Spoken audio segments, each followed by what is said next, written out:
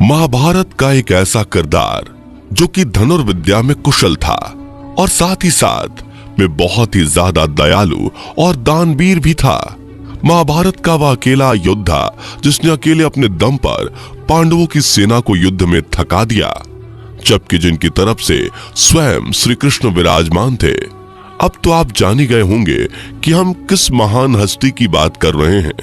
जी हाँ, हम बात कर रहे हैं महाभारत के महारथी कर्ण की, जो धनुर्विद्या में बहुत ही ज्यादा कुशल थे और उन्हें एक महान धनुर्धर एवं एक महान दानवीर राजा के नाम से भी जाना जाता था।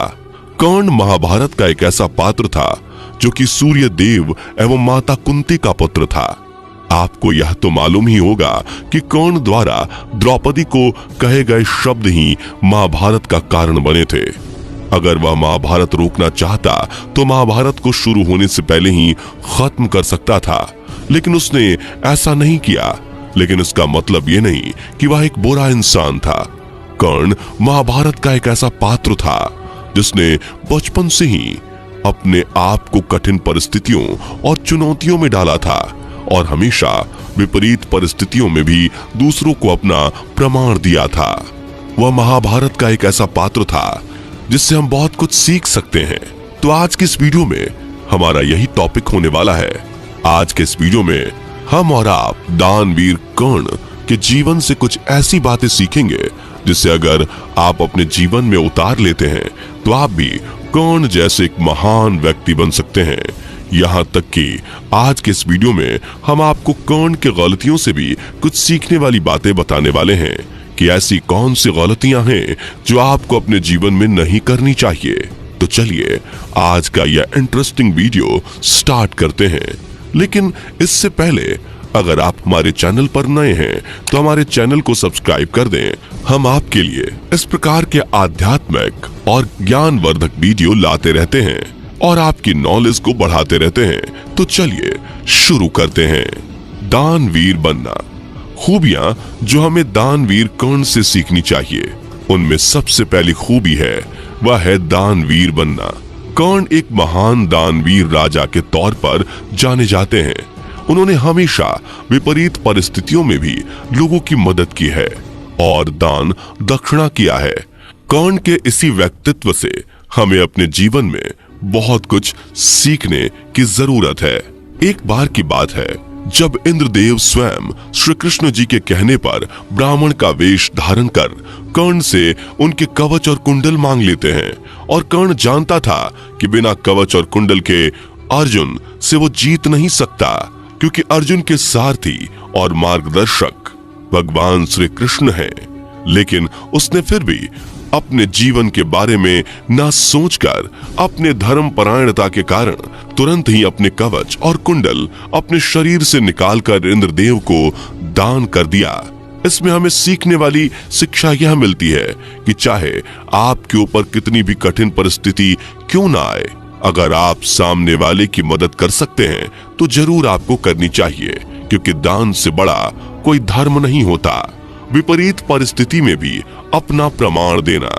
युद्ध के दौरान जब कर्ण अपनी आखिरी सांसें ले रहा था तब श्री कृष्ण ने भी उसकी परीक्षा ली थी और अपनी आखिरी सांस लेते हुए कर्ण ने अपने बारे में नहीं बल्कि दूसरों के बारे में सोचा और तुरंत ही अपने सोने का दांत तोड़कर श्री कृष्ण को दान दे दिया, जिससे श्री कृष्ण जी बहुत ज्यादा प्रसन्न हुए और कर्ण को 3 वरदान दिए।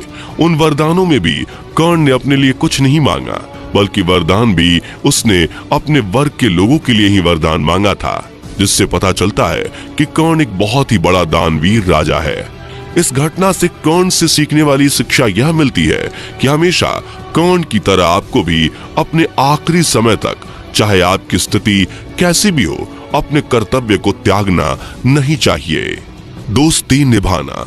कर्ण एक ऐसे व्यक्ति थे जो सभी कार्यों में कुशल थे। वह 6 पांडवों में सबसे बड़े थे और वह यह जानते थे कि पांडव की ओर से श्री कृष्ण जी के रहते हुए मैं ये युद्ध जीत नहीं सकता। वह यह पहले से ही जानते थे कि युद्ध में मेरी हार निश्चित है, लेकिन फिर भी वह दुर्योधन को यह विश्वास दिलाता रहा कि जीत हमारी ही होगी और अपनी मित्रता को निभाते हुए अपने मित्र को धोखा नहीं दिया, क्योंकि युद्ध के दौरान जब उन्हें पता चला कि वह माता कुंती का पुत्र है और वह पांडवों के ही भाई हैं, फिर भी वो दुर्योधन को धोखा नहीं देते हैं और दुर्योधन की ओर से पांडवों के खिलाफ लड़ते रहे, ये जानते हुए कि सामने उनके स्वयं के भाई हैं। लेकिन उन्होंने भाइयों को नहीं बल्कि अपनी मित्रता को ज्यादा महत्व दिया और दुर्योधन सहित पूरी कौरव सेना को यह जानते हुए कि वह युद्ध नहीं जीत सकते, फिर भी विश्वास दिलाते रहे कि जीत हमारी ही होगी। कर्ण के जीवन की इस घटना से हमें बहुत कुछ सीखने की जरूरत है। यह घटना हमें कर्ण से सिखाती है कि अगर आप एक बार किसी से मित्रता करते हैं तो आपको उसे अपने जीवन के आखिरी सांस तक निभाना चाहिए, चाहे परिस्थितियां कितनी भी खराब क्यों ना हो जाएं। आपको अपने मित्र को कभी नहीं छोड़ना चाहिए और इसी का प्रमाण कर्ण ने पूरे महाभारत में शुरू से आखिर तक हमें दिया है। कर्ण की गलती से सीखना। अगर आपने महाभारत पढ़ा है या समझा है तो आपको यह तो मालूम ही होगा कि कर्ण के कहे शब्द ही कहीं ना कहीं जाकर महाभारत का कारण बना। अगर कर्ण चाहते तो महाभारत को शुरू होने से पहले ही टाल सकते थे, लेकिन उनकी यही गलती महाभारत का कारण बना। और कर्ण की ये गलती भी हमें बहुत कुछ सिखा कर जाती है। कर्ण ने अपने जीवन में बहुत से ऐसे कार्य किए जिससे हमें सीखने की जरूरत है। कर्ण के जीवन की हर एक घटना हमें कुछ ना कुछ सिखाती है, लेकिन अपने पूरे जीवन में उसने कई गलतियां भी की हैं जिससे हमें कुछ सीखने की जरूरत है। लेकिन आपको यह गलती अपने जीवन में नहीं करनी है।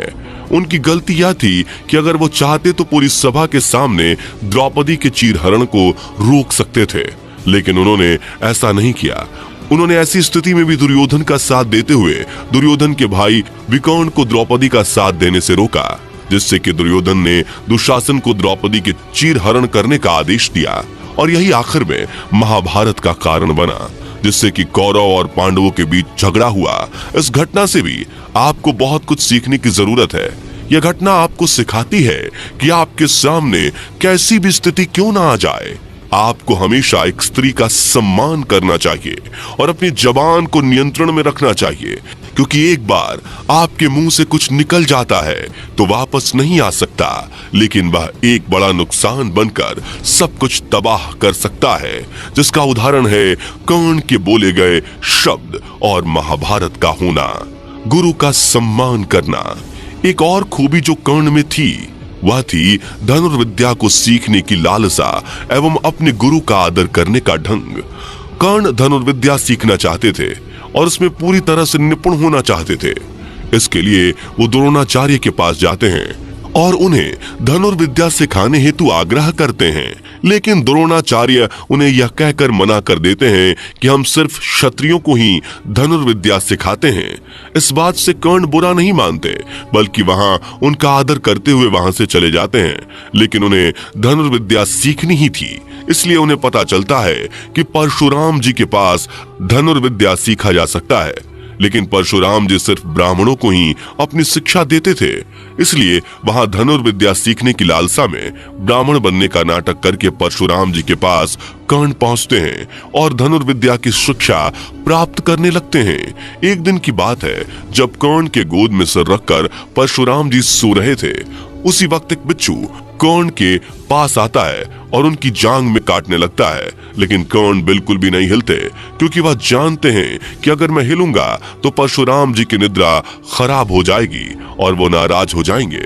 इसलिए वह चुपचाप ही बिच्छू के डंक सहते हुए वहां बैठे रहते हैं। जब परशुराम जी उठकर देखते हैं कि कर्ण को तो बिच्छू ने काटा है, तब उसे कहते हैं कि तुम कोई ब्राह्मण नहीं हो सकते, इतनी ताकत तो सिर्फ क्षत्रियों में ही हो सकती है, और उन्हें श्राप दे देते हैं कि तुम मेरे द्वारा बताई गई शिक्षा को जरूरत के समय भूल जाओगे, जिससे कि कर्ण उनसे क्षमा मांगते हैं और कहते हैं कि मुझे खुद ही नहीं पता कि मैं किस जाति का और वर्ग का हूँ, जिससे कि परशुराम जी उन्हें क्षमा करके अपना विजय धनुष दे देते हैं।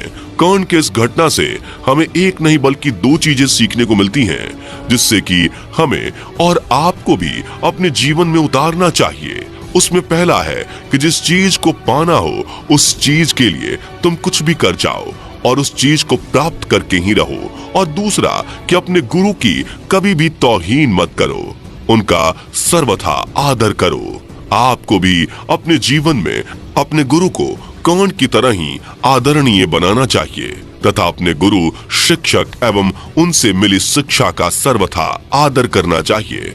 तो उम्मीद है कि आपको हमारा आज का ये वीडियो अच्छा लगा होगा और आपको भी कर्ण के जीवन से कुछ सीखने को मिला होगा। अगर आपको आज का हमारा ये वीडियो अच्छा लगा तो इस वीडियो को लाइक करें, शेयर करें और अगर आप हमारे चैनल पर नए हैं तो चैनल को सब्सक्राइब करें। तो इसी के साथ हमारा ये वीडियो यहीं समाप्त करते हैं और फिर मिलेंगे ऐसे ही किसी ज्ञानवर्धक वीडियो में। तब तक के लिए जय